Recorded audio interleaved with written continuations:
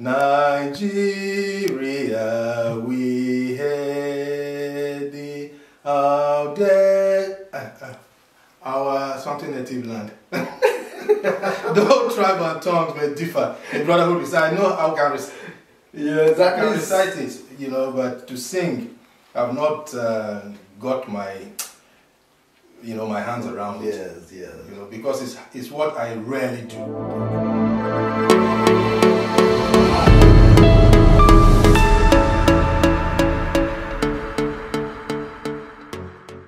Hello everyone, and this is Random Things on Click Niger online channel.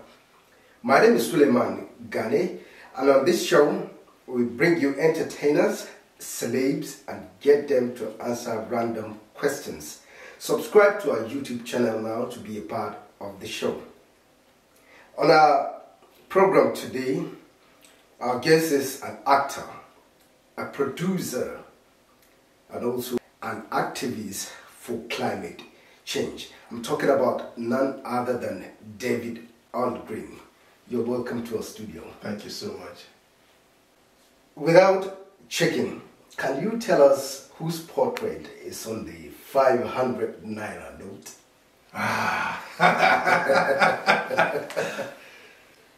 Abubakar. 500 Naira, I don't know, I don't remember. I think it's Abubakar Tafawa Balewa. Not really. That's 5 Naira note. 5 Naira note. That's the one we're used to in my days. Yes, you know, all these new ones that came up, we don't have actually pay. When we were in primary school, we knew all those ones, right? Yeah, exactly. Now, they just come and collect and spend. And you know, incidentally, I always give people the new 500 Naira note thinking it's 200 Naira. I always mix that 500 Naira note particularly. Exactly. I always mix it up. I don't know why. Maybe that's why I don't know who is even on it. Should I tell you? Please do. Should I give you another room to? Please do. To guess? Yes. It's Dr. Nnamdi Azikiwe. Man, I hardly pay attention to this currency. Can you sing the first stanza of the new national anthem? Nigeria, we hear thee out there. Our something native land. The whole tribe and tongues may differ in brotherhood. I know how can recite. Yeah, exactly. I can recite it, you know, but to sing, I've not got my, you know, my hands around it. Yes, yes. You know, because it's what I rarely do. Yeah, I have to go and learn. Now that you have caught me off guard, I'm going to learn it when next I come here. That's probably not going to be you alone. Many Nigerians out there, I believe, cannot sing it. Now, for the sum of 20 billion naira, would you dare stay in an isolated place without maybe phone, internet, or electricity for at least a month? A year. Yes. If you put me in a very isolated house in the center of a forest. Yes. Greens, nature, wildlife, anything. I don't think I would like to come back to the city. That's where I belong. Well. So forget about the internet, all these things. I don't like noise. I don't like rowdy places. You know, your life is most, you know, inclined towards nature. Yeah, I love nature. I understand that. I love it absolutely. I understand that. I see that you are an environmental activist. Yes. What does it entail to become one? Well, you don't become one. You are born one. You know, right from childhood, I loved planting things. I've planted, I'll be the one planting flowers around the house and everything. So since when you were coming up? Yes, since when I was a child. Well, so I loved doing things like that. And as I grew up, I realized I had a passion for doing stuff like that. So I would just plant seeds. In my house right now where I stay, it's a rented apartment, but I've planted ugu, I've planted so many things around there, and they are blooming. If you go there, you'll see it. You know, I don't go to them. And every day I wake up, I talk to them. I like them. You know, I relate with them as if they were humans. Yes. Because, and I appreciate them for providing for me to eat and nourish. So I wasn't trained to be an environmentalist. I didn't see people doing environmental activism, and then I said, I want to be like you. You know, it's who I am. And incidentally, I was born June 5, which is World Environment Day. So, what a coincidence. Wow. And I didn't know June 5 was World Environment Day. Let me tell you what happened. I used to plant trees on my birthday. Okay. So when it's June 5, I'll go and plant a tree in a school, I'll plant a tree on the street. I've planted trees. In my life, I've planted over 20,000 trees in schools and communities around Nigeria. So there was this time, I think it was around 2009. Okay. I woke up in the morning with the intention of still going to plant a tree, and then I was listening to Radio Nigeria at that time. They were talking about, the commentary was on World Environment Day. Okay. I said, what a coincidence. That was when I became interested in environmental activism in the sense of doing things with other people, joining hands with people, going to talk about it.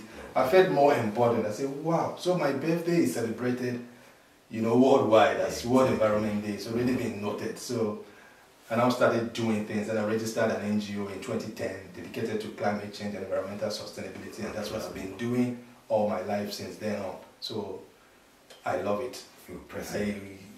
I am not trained to be an environmentalist. I'm just who I am. Well, now what informed your decision, you know, to start the Green Line movie production?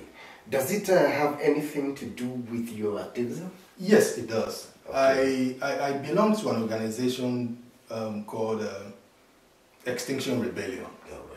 You know, it's a UK-based organization. It's core activist organizations, hardcore environmental activism that we do there. Impressive. You know, block streets, do so many things, hold government accountable, and stop things that are anti-environment and things that increase climate change. So I was doing XR Africa News, you know, so when I stopped getting actively involved with XR, I now decided to start my own Greenland television. But Greenland is not just about environmental activism, it's just a television that does everything, entertainment, environment. It's like a television that has programs, yes, but then environment is our focus. The name Green is from my name, All Green. Okay. I took up the name All Green. All right. I wasn't born All Green. All Green. Yes, I was born David. Okay. You know, so I took up the name All Green because I had to, because it defines who I am. Everything about me is green, luster, prosperity. I don't think negatively. You know, and I think well of everybody. Wow. So I feel my life and my attitude is everything green. Wow. That's why it's all green. Wow. Any regret on the course of your journey so far? No, I have no regrets. I think I don't have any regrets. I had a break. I had a break between when I started acting professionally in 1998. Okay. You know, Yes. that's when we were doing Laraba, we were doing Amina Part 2 with Okijamaka Productions in those days. And then when there was a crisis in Jos. Yes. You know, I was based in Jos. Exactly. And the production stopped coming to Jos, so I went back to school. And when I finished school, I got a white-collar job. I started going from one office to another. And I just recently, about 3 years ago, returned back into the movie space. And then I am. So that break, sort of like, I left, there's a gap between when I started and where my contemporaries are now. All right. But of course, I am who I am. Exactly. So I got back and I fit in. And I don't think I'm doing badly either. Well, that's impressive. So I won't actually call it a regret. That's impressive. But I wish I stayed the course and continued. Yes. Over 20 years. Well, it's a long time. It is. It actually is. Now, how are you able to combine, acting, movie production, and activism? Because you might be in a situation whereas you are on a movie set and your attention might be needed on the activism space.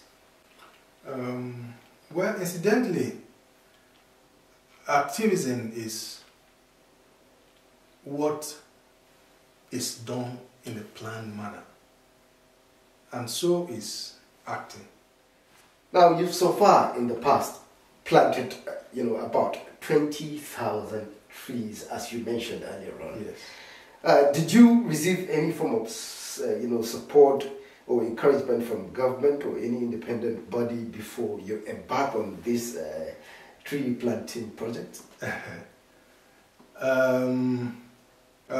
Actually, not from the beginning, but during the course of my work, several institutions, governments, individuals, schools, organizations have come to support what I started. I say I because I initiated, but then there are people that I work with.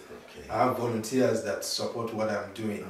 So, for instance, if you go to Gwarimpa Estate, I dare say most of the trees you see there were planted by these hands. Wow. Yes, because the Federal Housing Authority collaborated with us to put in about 4,000 trees in Gwarimpa Estate. So we planted so many trees there, but then you see some of them didn't make it.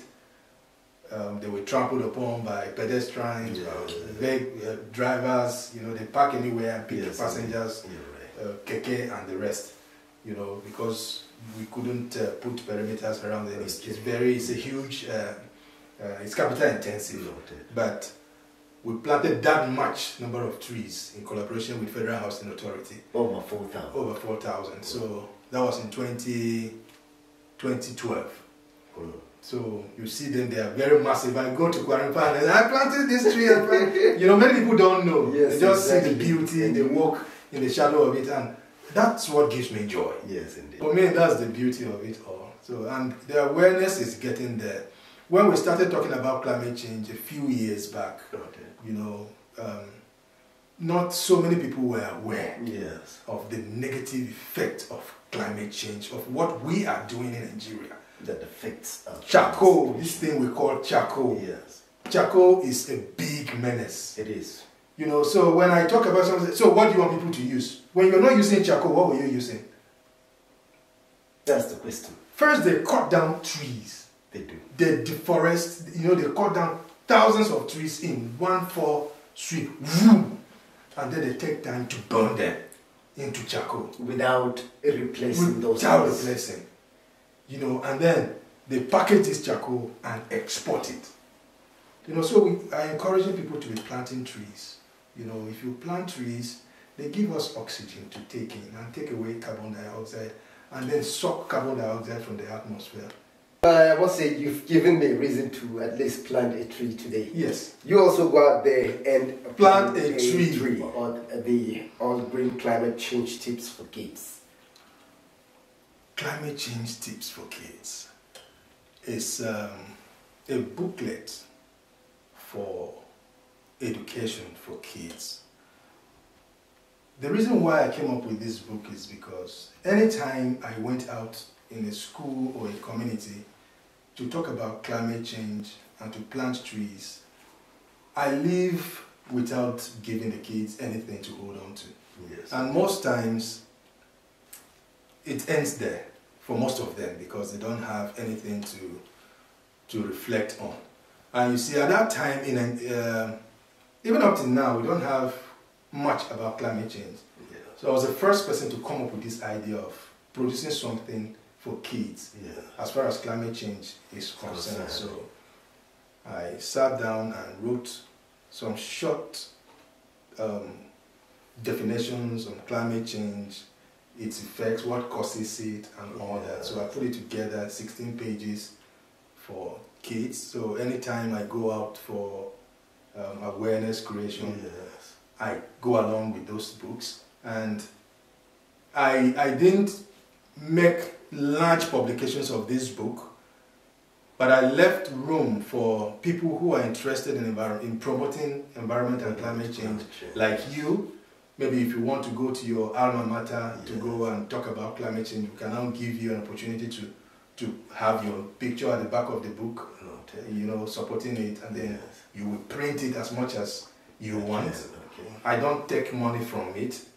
It's a charitable organization. Many institutions, many people have come to print it and donate it to schools, or people are having workshops, they come and say, Dave, we need this your book. So I give them the copyrights to mass produce it as much as they want and take it to the field. So I can do that for anybody who wants to. I don't give me any money. That's my contribution to climate change in Nigeria. Wow, that's quite supportive. Subscribe to our YouTube channel now to be a part of this show. Don't miss this opportunity. Now, what has so far been the peak of your career as an actor? I've not picked yet. In fact, I'm just starting. Oh, really? But so far, I have done productions that are big. Okay. Really big. Well, like the biggest since my comeback was my appearance in The Rishantis Season 2 as Senate Majority Leader, Senator Lam Ego. It's quite a distinguished personality in that production. Someone who is forthright, someone who can dare the situation, someone who can even dare the president fight the president against the wrong things he's doing in society. Somebody, Senator Lam Ego is a straight arrow, So when the Senate president is trying to do wrong things and trying to co-opt him into it, he will say no, blah, blah, blah. So at least we need someone like that in society to always say, look, I will die for what is right. Exactly. That's one of the lines there. So that was one of the biggest productions I did. And there are quite a number of them that were shot. They are not yet out. Yes. So that's how the industry is. Like there are productions, you will see them released today, but then they were shot like 4 years ago. Well, post-production takes time. The best of David ALLGREEN is out there coming. So you will see it soon. All right. Now, what genre of acting is your best? I love doing villain. Villain roles. I've played security, I've played lover boy, I've played family man, I've played politician, I've played everything. But I like roles that are strict. When you want that tough guy who will come and do things that you will hate him. Why is he behaving like this? I know this guy very well. Why are you doing this kind of things in the movies? I like that contrast from my person. So when you see me in that way, I feel good. And many producers are beginning to understand that, yes, this is the kind of face I like for this role. Yes, I like his voice. It's so commanding. Bring him on, please call him. Like there are some movies that were written specifically for me. Okay. In mind. Wow. Yeah, so they will call you, David, are you available for blah blah blah? I've written, it's you I had in mind when I was writing this. So so movies like that, I love them because they already know who you are and they come for you. All right.